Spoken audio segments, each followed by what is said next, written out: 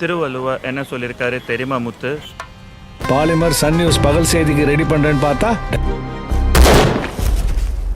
டைரக்டா Times of India ஹெட்லைனுக்கு plan பண்றியே. ஹே காய்ஸ், மயிலாடுங்கிற மூவி வந்துட்டு இப்போ ஓடிடி ரிலீஸ் பண்ணிட்டாங்க. நம்ம சசிகுமார் நடிச்சதா அது என்னென்னலாம் பார்த்துடலாமா? Hey guys, welcome back to 10 Tamil. So Mayiladu வந்துட்டு இப்போ வந்துட்டு ஓடிடி ரிலீஸ் பண்ணியிருக்காங்க. ஸோ நம்ம சசிகுமார் நடிச்சு இப்போ ஒரு மாதத்துக்கு முன்னாடி தான் ரிலீஸ் பண்ணியிருந்தாங்க அந்த தேட்டரில். ஸோ நல்லபடியாகவே ஒரு வரவேற்பு இருந்துச்சு இந்த மூவிக்கு.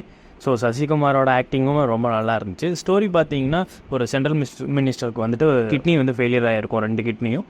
ஸோ அவங்களுக்கு வந்து ஒரு டோனர் தேவைப்படுது. அப்போ சசிகுமார் தான் உள்ளே வராரு.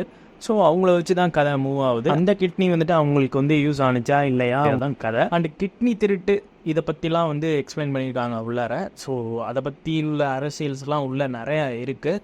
ஸோ அந்த திருடுறாங்க, என்ன பண்ணுறாங்க, அதனால உள்ளார நடக்கிற பல அரசியல் வந்துட்டு எக்ஸ்பிளைன் பண்ணியிருக்காங்க. ஸோ நல்லபடியாகவே எடுத்திருந்தாங்க. படத்தோட எண்டிங் வந்து ஒரு மாதிரி எமோஷனலாகவே இருந்துச்சு.